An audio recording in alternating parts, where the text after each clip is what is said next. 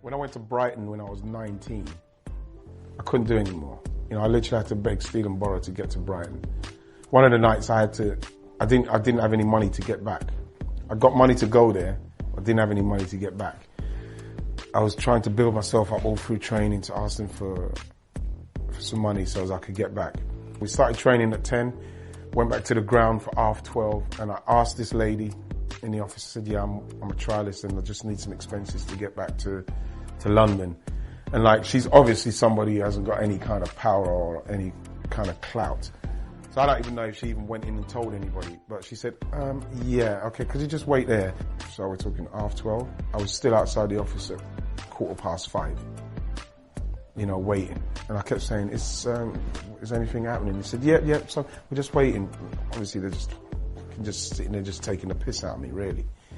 And I remember Steve Foster, he was a captain of Brighton at the time.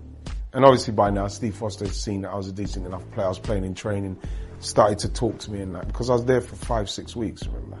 And so Steve Foster said, what are you doing here? And I said, I'm waiting for expenses to get back to London. And his face contorted. He said, when from? From this morning?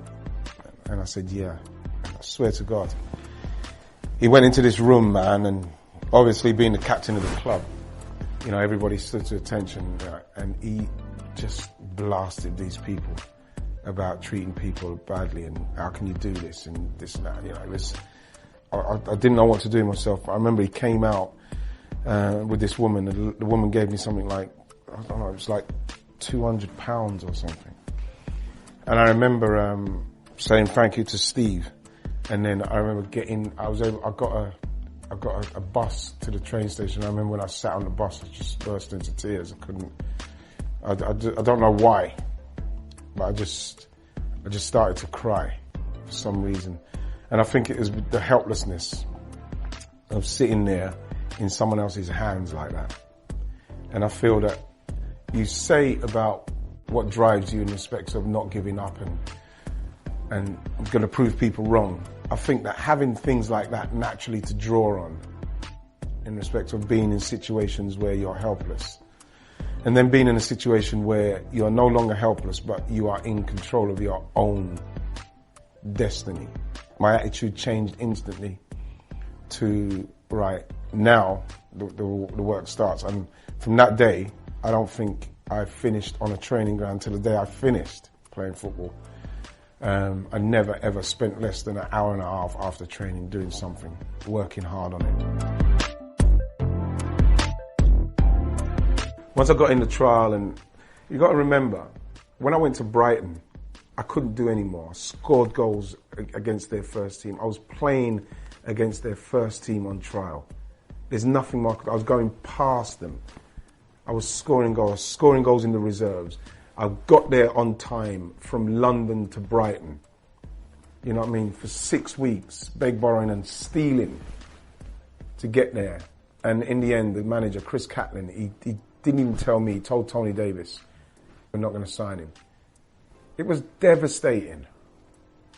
You know, they said there's no way they're not signing you with what we've seen. There's no way. And they didn't. So that was me finished. And remember, I had rejection issues when I went back to my community. And I was somebody that, you know, everybody thought was going to be really good and never got through any trial. So when you go back to the Brockley and Southeast London, everybody says, yeah, he's good, but when he goes for trials, he doesn't make it. He's not really good. He's not great. And so the trial I went to was the Dulwich Hamlet trial at, where was we? Morden, somewhere near Morden. And the Crystal Palace scout came and saw me then. And I scored 3 or 4 goals in this game, and then the guy, Billy Smith, took me off. And that's when that's when Peter Prentice, who unfortunately is no longer with us, he approached me in that gruff voice what he had. Hello Ian, my name is Peter Prentice and I represent Crystal Palace, and we would like to offer you a 2-week trial at our football club. That's exactly what he said.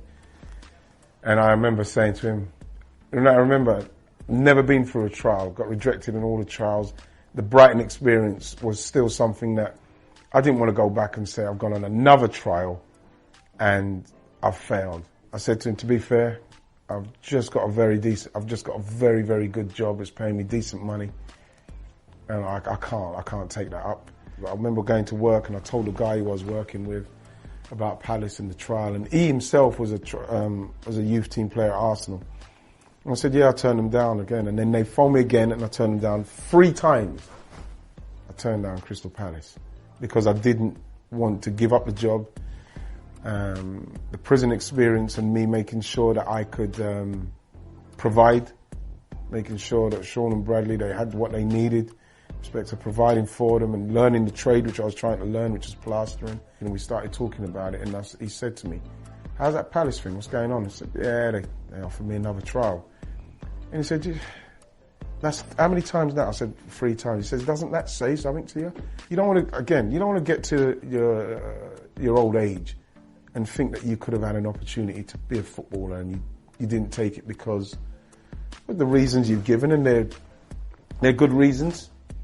But he said, I wouldn't want to do that. I wouldn't want to live with that. And maybe you should think about that before you turn them down again, if that's what you're thinking you're going to do. He said these things to me, Gary Twidell. And I said to him, would you be able to give me the time off? Because it's a 2-week trial. And he said, what I could do is, I could say you got injured and then because, I'll make something else up. Because obviously they're not going to pay you if you're not working. And I said, all right, then I'll do it. And this was on the Thursday. Told Tony Davis that Thursday night. And the Monday, I went for the trial at Palace. That was it. Here's Wright, his first chance to show what he can do. And he's through. It's Wright. Oh, what an impact by the substitute. Off goes Wright again. He's absolutely bursting with energy. A chance and a goal. It was really weird because even getting dressed in the Crystal Palace kit, Jesus Christ, when you feel like, I felt like I shouldn't even have been in the dressing room, man. No one's even talking to me hardly. You know what I mean? I didn't know. Remember I'm a Sunday morning footballer. And now all of a sudden I've gone into this dressing room with my what did I have? I had Diodoras. With my Diodoras, and underneath my kit, and it was surreal because I didn't even know how to warm up properly. When they went to go and warm up, so I didn't even know what to do, so I was just looking and copying people.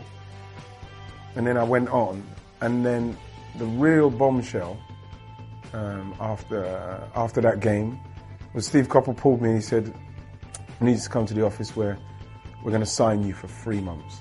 To know that I was going to be able to call myself a professional footballer for 3 months was, that was the mind blower. That was the one what made me think, Jesus Christ.